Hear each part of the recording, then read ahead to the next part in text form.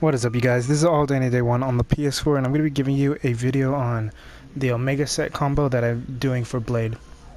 So let's go ahead and take a look at his gear. So before we get started, his gear isn't complete yet.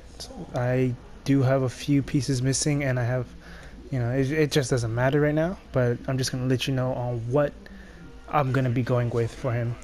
So we have Mark of War, which Mark of War will give you 100% base damage increase because it gives you 5% damage increase or 5% base damage and total deflect rating increase for 10 seconds, and it stacks up 20 times, which equals to 100%. And the thing about it is it also resets the timer every time you hit with those specific weapons.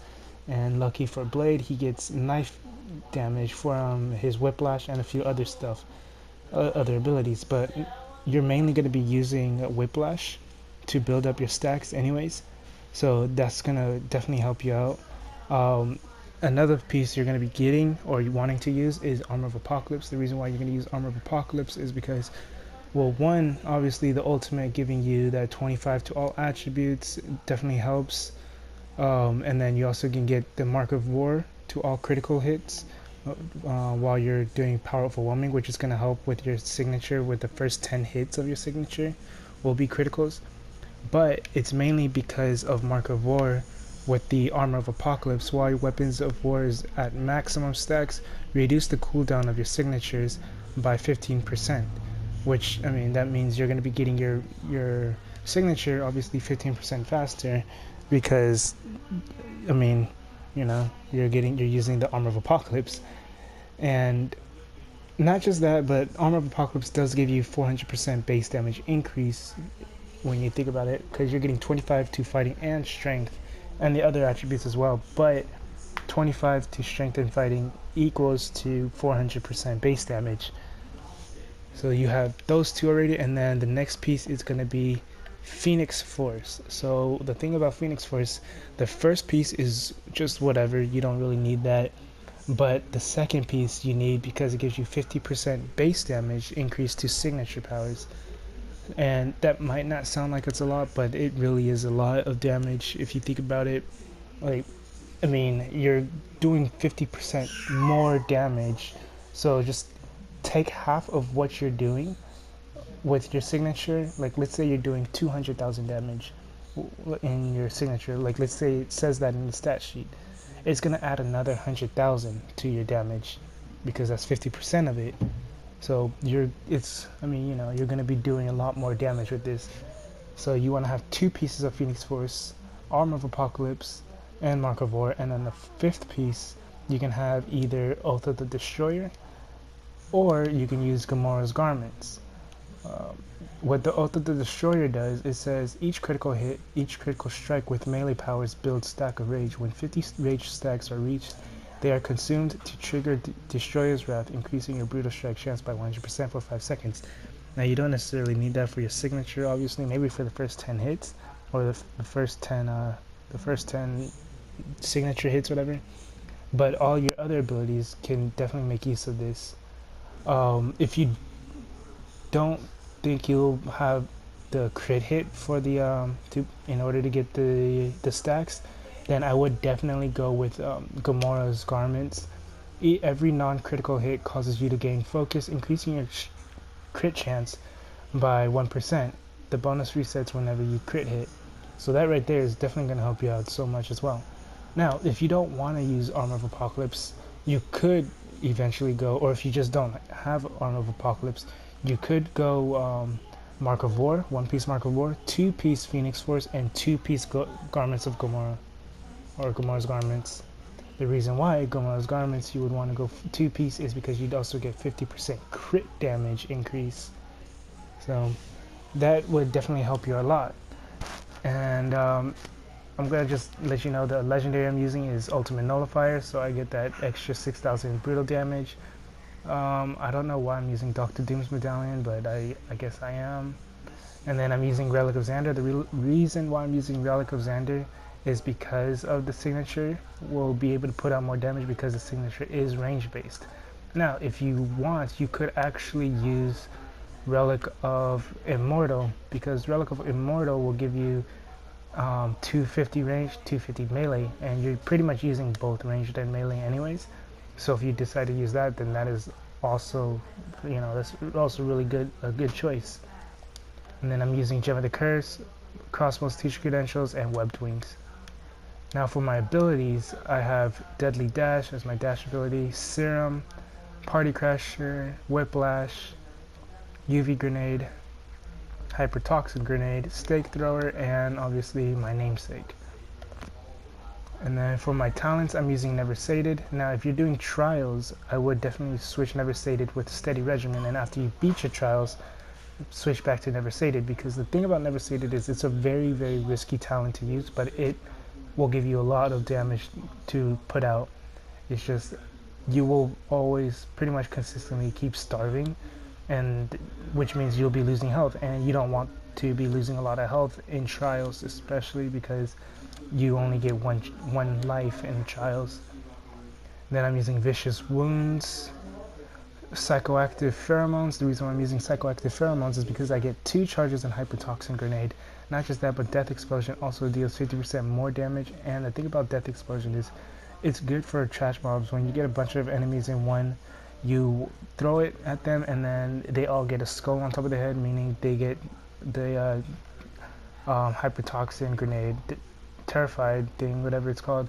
When they die, they blow up and it starts a chain reaction, and sometimes you can get a whole mob killed with just one of those Hypertoxin grenades.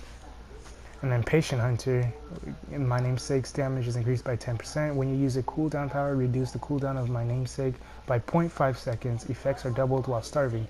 So what helps is if you're starving, don't press your serum right away. Use your all your abilities, which is why also Hypertoxin grenades really good, because you get 2 max charges for a Hypertoxin grenade, and that means it counts as 2 extra cooldowns, or an extra cooldown right there for you to use. And then that means you get, that's a whole second off your signature right there. And then after you use all your cooldowns and your my namesake is back to refresh, then use your serum and then use your my namesake. And then I'm using Vampire Hunter, Crit Chance, Brutal Strike, base damage, and damage received is all increased. Unfortunately, damage received will hurt you, but the output of the base damage being increased by 15%, Brutal Strike chance increased by 6%, and Crit Chance increased by 6% is really good. You could also go with Sharpened Stakes. You do 50% more bleed damage against bleeding enemies with Stake Through and Stick Through the Heart, and they also get 2 max charges. Or you can use Vibranium Batteries. UV Grenade gains following effects: total damage 15%, plus an additional 2 times at half damage. So, and you also get 2 charges. So that also helps with the cooldown for your my namesake. Now you just need to make sure you have enough ammo to pretty much spam your grenades, because they do take ammo. And then for my infinity points, I put 6 points into fighting, so I can get that 150 soul points bonus for that +2 all attributes. And then I put all of my points into potency for the signature power damage. I do plan on getting points into strike through eventually. Probably when I get 1 more point into potency, I'm gonna start investing points into brutal strike or brutal damage.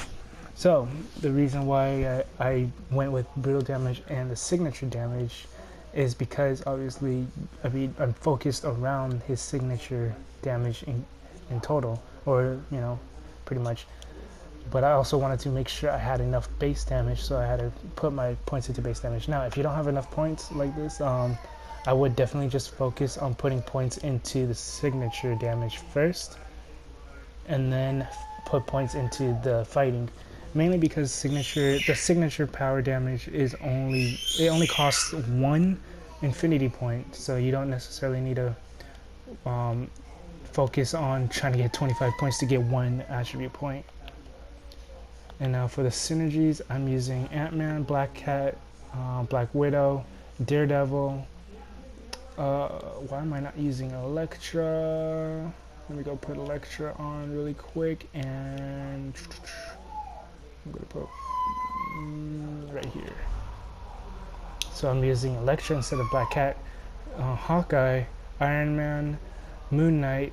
I'm actually gonna replace Moon Knight with what's his name, Black Bolt. If you have Black Bolt, then use Black Bolt.